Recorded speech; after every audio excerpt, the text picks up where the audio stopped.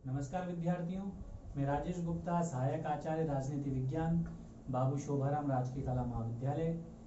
आज जिस टॉपिक पर हम चर्चा करेंगे वह है भारतीय राष्ट्रपति।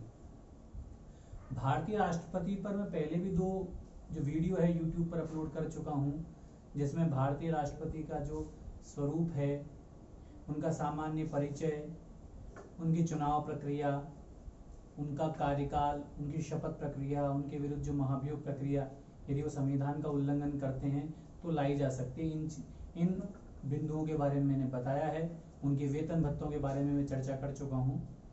जो आज हम चर्चा करेंगे वह है राष्ट्रपति की जो शक्तियां हैं, उन पर हम इस वीडियो में चर्चा करेंगे। लेकिन इसमें आगे बढ़ने से पहले जो राष्ट्रपति के बारे में प्रमुख जो फैक्ट हैं उनको हम पुनः दोहरा लेते हैं।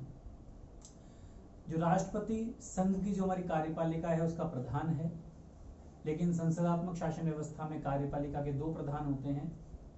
भारत पर भी ये नियम लागू होता है। भारत में भी संसदात्मक शासन व्यवस्था है और यहाँ पर भी कार्यपालिका के दो प्रधान हैं। जो राष्ट्रपति है वो नाम मात्र का प्रधान है, जबकि वास्तविक प्रधान है वो प्रधानमंत्री है। हम जब राष्ट्रपति के बारे में बात करते हैं, राष्ट्रपति देश का जो है हमारा प्रथम नागरिक माना जाता है। वो अनुच्छेद 52 में लिखा गया है भारत एक राष्ट्रपति होगा, और अनुच्छेद 53 में प्रावधान है कि संघ की जो समस्त कार्यपालिका की जो शक्ति है वो राष्ट्रपति में निहित होगी और वह इसका प्रयोग स्वयं एवं अपने जो अधीनस्थ अधिकारी हैं गण हैं उनके द्वारा करेगा। अनुच्छेद 54 में राष्ट्रपति के निर्वाचन को बताया गया है। हम राष्ट्रपति के निर्वाचन के बारे में बात करें तो राष्ट्रपति के निर्वाचन में संसद, जो भारतीय जो संसद है उसके दो सदन हैं, लोकसभा और राज्यसभा। उन दोनों सदनों के निर्वाचित सदस्य, मनोनीत सदस्य इसमें भाग नहीं लेते हैं। तो जो भारतीय जो संसद है उसके दोनों सदनों के निर्वाचित सदस्य तथा राज्यों की जो विधानसभा है उसके निर्वाचित सदस्य तथा दिल्ली और पांडिचेरी, ये दो केंद्र शासित प्रदेश ऐसे हैं जिनकी अपनी विधानसभा है। तो ये दो दिल्ली और जो पांडिचेरी जो केंद्र शासित प्रदेश हैं, इनकी विधानसभाओं के निर्वाचित सदस्य इसमें भाग लेते हैं। भारतीय राष्ट्रपति के निर्वाचन में मनोनीत सदस्य भाग नहीं लेते हैं। इस प्रकार भारतीय राष्ट्रपति के निर्वाचन में जो दोनों सदनों के निर्वाचित सदस्य तथा सभी राज्यों की विधानसभाओं के निर्वाचित सदस्य तथा दिल्ली और पांडिचेरी जो केंद्र शासित प्रदेश हैं उनके निर्वाचित सदस्य इसमें भाग लेते हैं। भारतीय राष्ट्रपति का जो निर्वाचन है वो आनुपातिक प्रतिनिधित्व की एकल संक्रमणीय मत पद्धति से होता है। इसमें उम्मीदवार को एक निश्चित कोटा प्राप्त करना होता है, जिसमें कुल वैध मत बटे निर्वाचित पद की जो संख्या है +1 और जो परिणाम आए उसमें +1 जोड़ दिया जाता है। इस कोटे की जो विस्तृत विवेचना मैं पूर्व के वीडियो में भी कर चुका हूं। अब चूंकि ये भारत का जो राष्ट्रपति है वो संघ के साथ साथ सभी प्रांत हैं उनका भी प्रमुख है, इसलिए उसके निर्वाचन में एक जो अनुपात स्वीकार किया गया है वो ये है कि संघ का अनुपात और जो सभी प्रांत का अनुपात समान रूप से होना चाहिए। इसीलिए जो राज्यों की विधानसभा के सदस्यों का जो मत मूल्य है वो संसद के जो सदस्य हैं उनके मत मूल्य का जो अनुपात है वो बराबर होना चाहिए। इसीलिए सबसे पहले हम राज्य विधानसभा के सदस्य का जो मत मूल्य है वो ज्ञात करते हैं। इसके लिए उस राज्य के एक विधायक का जो मत मूल्य निकालने के लिए उस राज्य की जनसंख्या में उस राज्य से निर्वाचित होने वाले जो विधायक हैं उनका भाग दे दिया जाता है, और जो परिणाम आता है उसमें 1000 का भाग और दे दिया जाता है। इस प्रकार एक राज्य के एक विधायक का मत मूल्य निकाल लिया जाता है। एक विधायक के मत मूल्य निकालने के पश्चात उस राज्य में जितने निर्वाचित विधायकों की संख्या है उससे गुणा कर लिया जाता है उस संख्या को, जिससे उस राज्य का के सभी विधायकों का जो मत मूल्य है वो हमारे सामने आ जाता है। मैं मत मूल्य के बारे में आपसे इसलिए बात कर रहा हूँ, पूर्व के वीडियो में भी आपको बता चुका हूँ, क्योंकि यहाँ पर संघ और प्रांतों का अनुपात समान रखा गया है। यदि मत मूल्य के स्थान पर यदि एक मतदाता के एक मत को स्वीकार किया जाए तो क्या समस्या आएगी कि जो सांसद हैं उनकी संख्याएं कम हैं और जो विधायकों की संख्या बहुत ज्यादा हो जाएगी, क्योंकि हर राज्य में विधायक बहुत ज्यादा हैं तो उनकी संख्या ज्यादा हो जाएगी। इसीलिए यदि मत के आधार पर यदि वोट वोटों की जो काउंटिंग होगी तो उसमें प्रांतों का जो पलड़ा है वो भारी हो जाएगा। इसीलिए प्रांतों और संघ का अनुपात बराबर करने के लिए एक मत मूल्य का एक फॉर्मूला निकाला गया है, और मत मूल्य के फॉर्मूला राज्यों में किस तरीके से निकालते हैं मैं इसके बारे में बता चुका हूं।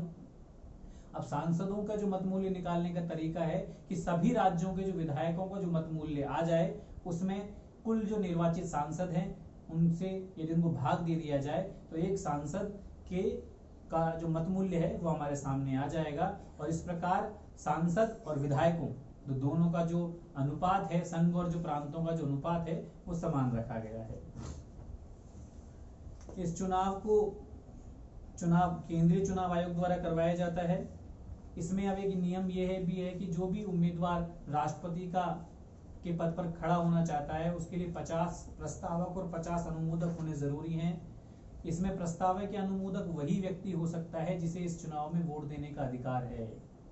एक प्रस्तावक अनुमोदक नहीं हो सकता, अनुमोदक प्रस्तावक नहीं हो सकता। जब वोटिंग होती है तो जो मतदाता हैं वो किसी एक उम्मीदवार को वोट देने के बजाय, यदि मान लो उदाहरण के लिए वहां 10 उम्मीदवार खड़े हैं तो 10 उम्मीदवारों पर उसे अपनी वरीयता दिखानी होती है।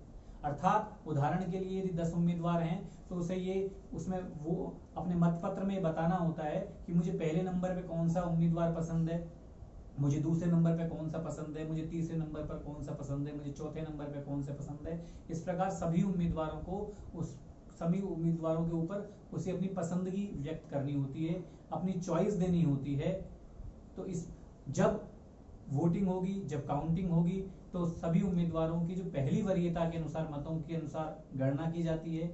यदि इसके अनुसार किसी उम्मीदवार को निश्चित कोटा प्राप्त हो जाए तो जीता मान लिया जाता है, लेकिन यदि किसी उम्मीदवार को निश्चित कोटा प्राप्त नहीं हो तो सबसे कम मत प्राप्त करने वाले जो उम्मीदवार के मतों को द्वितीय वरीयता के अनुसार बांट दिया जाता है। और ये जब तक चलता है जब तक किसी एक उम्मीदवार को निश्चित कोटा प्राप्त न हो जाए। मैं पूर्व में भी बता चुका हूं कि राष्ट्रपति का जो चुनाव है उसमें दल प्रदल प्रणाली लागू नहीं होती, इसमें व्हिप का प्रयोग नहीं किया जाता, इसमें जो चुनाव है वो दलीय आधार पर नहीं होता।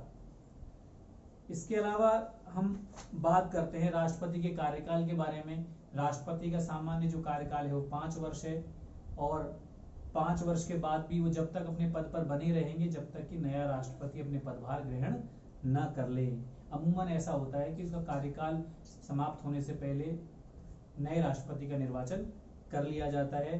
राष्ट्रपति का पुनर्निर्वाचन भी संभव है और वो कई बार चुना जा सकता है। योग्यताओं के बारे में बात करें तो भारत का नागरिक होना चाहिए, उसकी आयु न्यूनतम 35 वर्ष हो, 35 वर्ष की आयु पूर्ण कर चुका हो, वो लोकसभा का सदस्य चुने जाने की योग्यता रखता हो, और वो भारत या राज्य सरकार के अधीन किसी लाभ के पद पर आसीन नहीं होना चाहिए।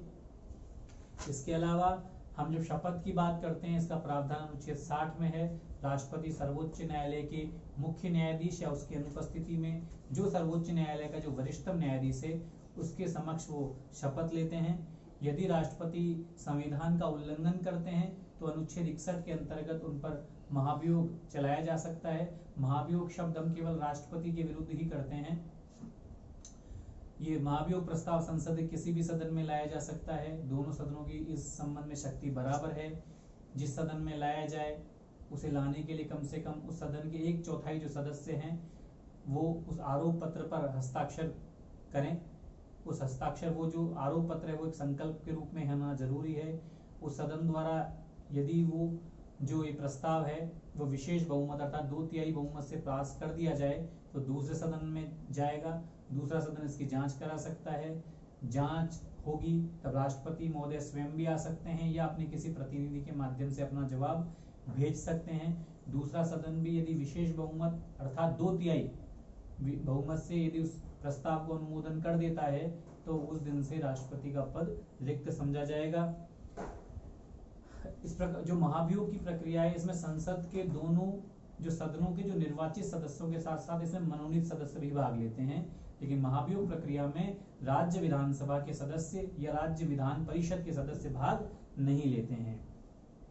अब हम राष्ट्रपति के जो वेतन भत्तों के बारे में बात करें तो वर्तमान में जो राष्ट्रपति का वेतन है वो 5 लाख रुपए मासिक है, जो भारत की संचित निधि पर भार है। ये मैंने दोहराई हैं सारी बातें, ताकि जो मेरे 2 पूर्व वीडियो मैंने जो आपको सामने प्रस्तुत किए हैं, अपलोड किए हैं, उनको आपको रिवाइज किया जा सके, आपको याद करने में आसानी रहे। अब हम बात करते हैं राष्ट्रपति की शक्तियों के बारे में। सबसे पहले हम बात करते हैं राष्ट्रपति की कार्यपालिका संबंधी शक्तियों के बारे में। अनुच्छेद 53 में साफ लिखा गया है कि संघ की जो कार्यपालिका की शक्ति है वो राष्ट्रपति में निहित है। अनुच्छेद 75(1) में है कि राष्ट्रपति न केवल प्रधानमंत्री की नियुक्ति करेंगे, अपितु प्रधानमंत्री के साथ साथ वो अन्य जो मंत्री हैं उनकी जो नियुक्ति में राष्ट्रपति प्रधानमंत्री की सलाह से वो उनकी नियुक्ति करेंगे। 75(2) में कहा गया है कि जो सभी मंत्रीगण हैं वो राष्ट्रपति के प्रसाद पर्यंत कार्य करेंगे। 75(4) में भी प्रावधान है कि राष्ट्रपति मंत्रियों को जो पद एवं गोपनीयता की शपथ है वो 3री अनुसूची के अनुसार दिलाते हैं। राष्ट्रपति जब शपथ लेते हैं तो अपने पद की लेते हैं, गोपनीयता की नहीं लेते, जबकि प्रधानमंत्री और जितने भी मंत्रीगण जो शपथ लेते हैं वो पद और गोपनीयता दोनों की शपथ लेते हैं। ये हमें ध्यान रखने की बहुत जरूरत है। इसके अलावा राष्ट्रपति कई पदाधिकारियों की नियुक्ति भी करते हैं, जैसे सबसे पहले तो प्रधानमंत्री की नियुक्ति करेंगे और प्रधानमंत्री की सलाह से वो अन्य मंत्रियों की नियुक्ति करेंगे। फिर राष्ट्रपति महान्यायवादी की नियुक्ति करते हैं, जिसका प्रावधान अनुच्छेद 76 में है। महान्यायवादी हमारा अटॉर्नी जनरल अंग्रेजी में जिसे बोला जाता है, प्रथम विधि अधिकारी होता है। इसकी नियुक्ति भी राष्ट्रपति करते हैं और राष्ट्रपति के प्रसाद पर्यंत कार्य करते हैं। फिर हम बात करते हैं सर्वोच्च न्यायालय के मुख्य न्यायाधीश की, जिसकी प्रावधान अनुच्छेद 124 में है।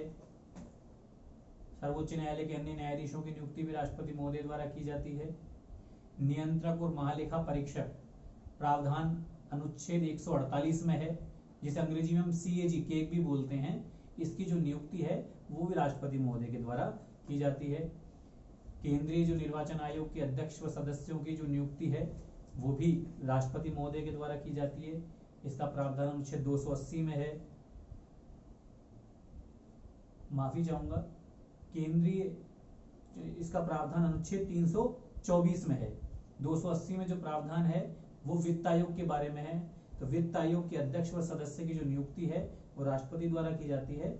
वित्त आयोग का जो प्रावधान है अनुच्छेद 280 में है, जबकि केंद्रीय जो निर्वाचन आयोग के जो अध्यक्ष व सदस्यों की जो नियुक्ति का प्रावधान है वह अनुच्छेद 324 में है।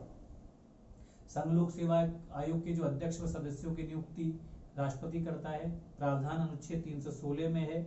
इसके अलावा अनुसूचित जाति, जनजाति, पिछड़ा वर्ग के जो आयोग हैं उनके अध्यक्ष और सदस्यों की नियुक्ति राष्ट्रपति करता है। केंद्र शासित जो प्रदेश हैं उनके प्रशासकों की नियुक्ति, अंतर्राज्यीय परिषद की जो नियुक्ति है वो भी राष्ट्रपति महोदय करते हैं। अंतर्राज्यीय परिषद बहुत महत्वपूर्ण परिषद है। इसका प्रावधान अनुच्छेद 263 में है और अंतर्राज्यीय जो परिषद है वो केंद्र और राज्यों के मध्य राजनीतिक जो विवाद हैं उनको सुलझाने का जो कार्य करती है। इसके अलावा कई संवैधानिकतर आयोग हैं, जैसे मानवाधिकार आयोग हैं, सूचना आयोग हैं, के अध्यक्ष और सदस्यों की नियुक्ति राष्ट्रपति करता है। विदेशों में राजदूतों और उच्चायुक्तों की जो नियुक्ति है वो भी राष्ट्रपति के द्वारा की जाती है। अब हम बात करते हैं विधायी शक्तियों की।